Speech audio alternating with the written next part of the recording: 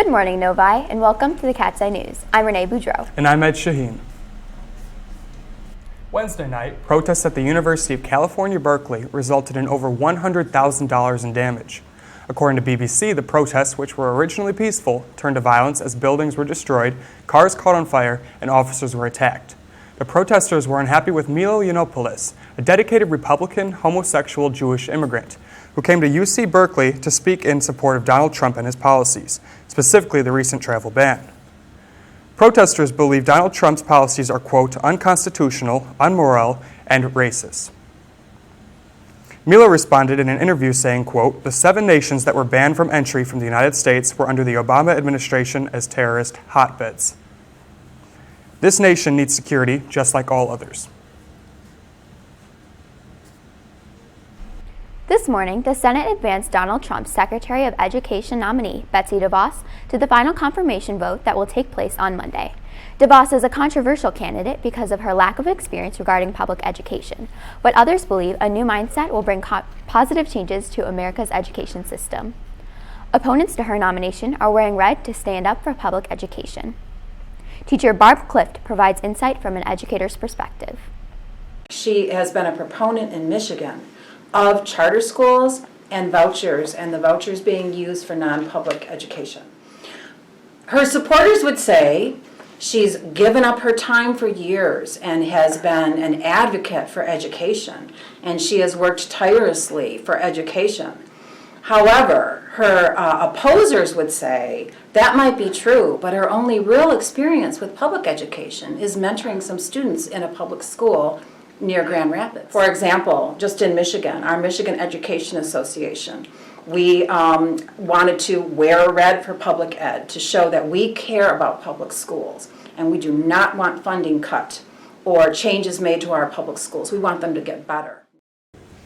In school news, the One Act play will be shown on Tuesday and Wednesday of next week for free in the auditorium at 7 p.m. Emily has the details. Every year, Novi High School's theater company does a competitive one-act play. This year, they are performing Wiley and the Hairy Man. Wiley and the Hairy Man is about a young boy and his dog trying to defeat the monster, the Hairy Man.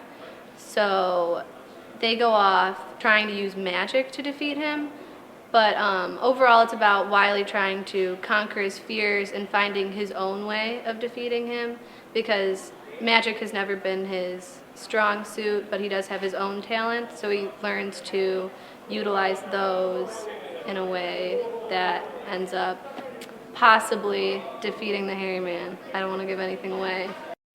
Last Saturday, January 28th, Novi took Wiley and the Hairy Man to district competition, where they won several awards, including those for costumes, set design, and choreography. Districts went really well. We got a 1, which is the highest score possible. We also received superior awards for our set, which is awesome. And then we received a superior award for set construction. And then we received an excellent for costumes design, which was fun. And then excellence for hair and makeup as well, and a few other awards. But it was really good. And I don't know, this show's really fun to perform.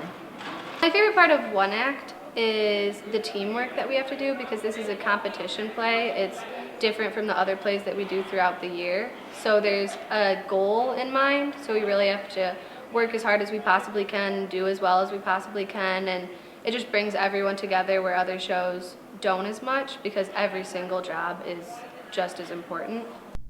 Public performances of Wiley and the Hairy Man will be held in the high school auditorium on February 7th and 8th at 7 p.m. Admission is free, and the show lasts 45 minutes. And it's a really exciting show. It's not like, it doesn't get boring at any point, and it's funny and really upbeat and engaging, so come see it. For Cat's Eye News, I'm Emily Barnes. In sports news, on Tuesday, both basketball teams came out with a win against South Lyon East. The boys blew them out with a 62-26 point win, and the girls made a statement, beating them 47-39. Tonight, both teams face off against the South Lyon Lions at 7. The guys are home and the girls are away. Last night, the boys swim and dive team defeated Salem with a lot of fast times and ended the meet with a final score of 135-51. The varsity ice hockey team has 2 games this weekend. Tonight, they face off against Grosse Pointe South at 8:20 at Kennedy Ice Arena. Their game tomorrow is also at Kennedy Ice Arena at 7:10 against Detroit Catholic Central. The hockey team stands with 8 wins, 2 ties, and 7 losses. This weekend is Super Bowl 51. The game will put the Atlanta Falcons against the New England Patriots on Sunday in Houston. The Patriots hold a record of 14-2, while the Falcons hold a record of 11-5. That's all for your sports. Now back to the desk. Thanks, Lexi. That's all for the news. I'm Renee Boudreau. And I'm Ed Shaheen. Have an incredible Friday, Nova.